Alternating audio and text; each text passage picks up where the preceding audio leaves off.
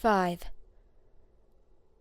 The following winter brought an event no less strange than Wilbur's first trip outside the Dunwich region.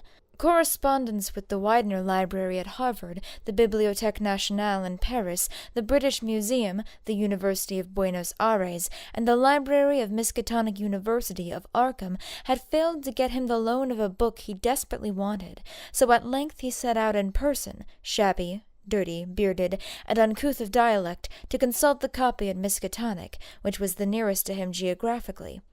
Almost 8 feet tall, and carrying a cheap new valise from Osborne's general store, this dark and goatish gargoyle appeared one day in Arkham in quest of the dreaded volume kept under lock and key at the college library, the hideous Necronomicon of the mad Arabe Abdul al-Hazred in Olaus Wormius's Latin version, as printed in Spain in the 17th century. He had never seen a city before, but had no thoughts save to find his way to the university grounds, where, indeed, he passed heedlessly by a great white-fanged watchdog that barked with unnatural fury and enmity, and tugged frantically at its stout chain. Wilbur had with him the priceless but imperfect copy of Dr. Dee's English version, which his grandfather had bequeathed him, and upon receiving access to the Latin copy, he at once began to collate the two texts with the aim of discovering a certain passage which would have come on the 751st page of his own defective volume. This much he could not civilly refrain from telling the librarian, the same erudite Henry Armitage, A.M. Miskatonic, Ph.D., Princeton, lit Dr. Johns Hopkins, who had once called at the farm, and who now politely plied him with questions. He was looking, he had to admit, for a kind of formula or incantation containing the frightful name Yog Sothoth, and it puzzled him to find discrepancies, duplications, and ambiguities which made the matter of determination far from easy.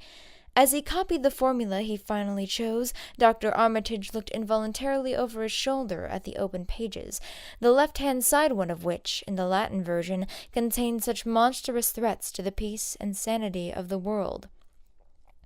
"Nor is it to be thought," ran the text as Armitage mentally translated it, "that man is either the oldest or the last of earth's masters, or that the common bulk of life and substance walks alone.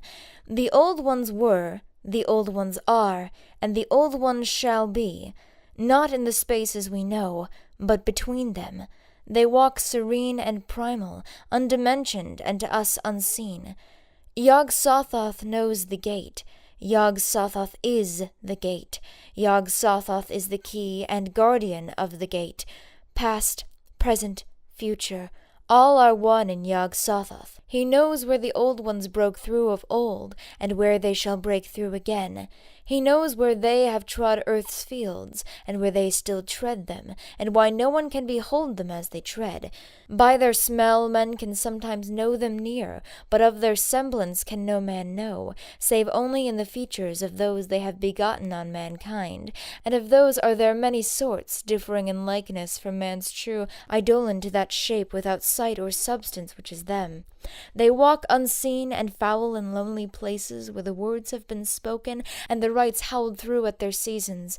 The wind gibbers with their voices, and the earth mutters with their consciousness. They bend the forest and crush the city, yet may not forest or city behold the hand that smites. Kedath in the cold waste hath known them, and what men know Kedath?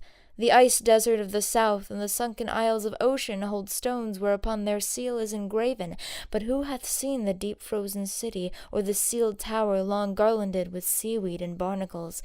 Great Cthulhu is their cousin, yet can he spy them only dimly. Ea, Shub-Niggurath, as a fowless shall ye know them. Their hand is at your throats, yet ye see them not, and their habitation is even one with your guarded threshold. Yog Sothoth is the key to the gate, whereby the spheres meet. Man rules now where they ruled once, they shall soon rule where man rules now. After summer is winter, and after winter summer. They wait, patient and potent, for here shall they reign again. Dr. Armitage, associating what he was reading with what he had heard of Dunwich and its brooding presences, and of Wilbur Whately and his dim, hideous aura that stretched from a dubious birth to a cloud of probable matricide, felt a wave of fright as tangible as a draught of the tomb's cold clamminess. The bent, goatish giant before him seemed like the spawn of another planet or dimension. like something only partially of mankind, and linked to black gulfs of essence and entity that stretched like titan phantasms beyond all spheres of force and matter, space and time. Presently, Wilbur raised his head and began speaking in that strange, resonant fashion which hinted at sound-producing organs unlike the run of mankind's. "Dr. Armitage," he said, "I calculate I've got to take that book home. They's things in it I've got to try under certain conditions that I can't get here, and it would be a mortal sin to let a red tape rule hold me up. Let me take it along, sir, and I'll swear they won't nobody know the difference. I don't need to tell you I'll take good care of it. It wasn't me to put this D copy in the shape it is." He stopped as he saw firm denial on the librarian's face, and his own goatish features grew crafty.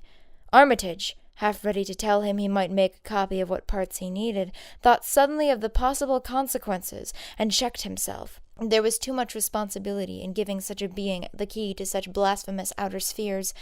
Whately saw how things stood, and tried to answer lightly. "Well, all right.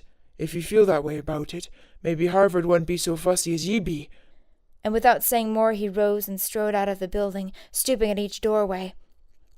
Armitage heard the savage yelping of the great watchdog, and studied Whately's gorilla-like lope as he crossed the bit of campus visible from the window. He thought of the wild tales he had heard, and recalled the old Sunday stories in the Advertiser, these things, and the lore he picked up from Dunwich rustics and villages during his one visit there. Unseen things not of earth, or at least not of tridimensional earth, rushed foetid and horrible through New England's glens, and brooded obscenely on the mountain tops. Of this he had long felt certain. Now he seemed to sense the close presence of some terrible part of the intruding horror, and to glimpse a hellish advance in the black dominion of the ancient and once passive nightmare. He locked away the Necronomicon with a shudder of disgust, but the room still reeked with an unholy and unidentifiable stench. "As of foulness shall ye know them," he quoted.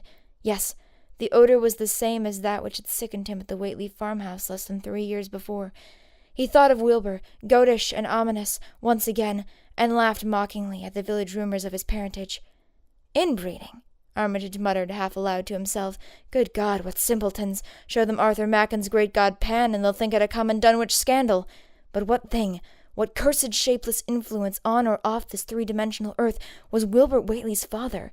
Born on Candlemas, 9 months after May Eve of 1912, when the talk about the queer earth noises reached clear to Arkham. What walked on the mountains that May night? What rudeness horror fastened itself on the world in half-human flesh and blood?" During the ensuing weeks, Dr. Armitage set about to collect all possible data on Wilbur Whately and the formless presences around Dunwich. He got in communication with Dr. Houghton of Aylesbury, who had attended old Whately in his last illness, and found much to ponder over in the grandfather's last words as quoted by the physician. A visit to Dunwich village failed to bring out much that was new, but a close survey of the Necronomicon, in those parts which Wilbur had sought so avidly, seemed to supply new and terrible clues to the nature, methods, and desires of the strange evil so vaguely threatening this planet. Talks with several students of archaic lore in Boston, and letters to many others elsewhere, gave him a growing amazement which passed slowly through varied degrees of alarm to a state of really acute spiritual fear. As the summer drew on, he felt dimly that something ought to be done about the lurking terrors of the upper Miskatonic Valley, and about the monsters being known to the human world as Wilbur Whately.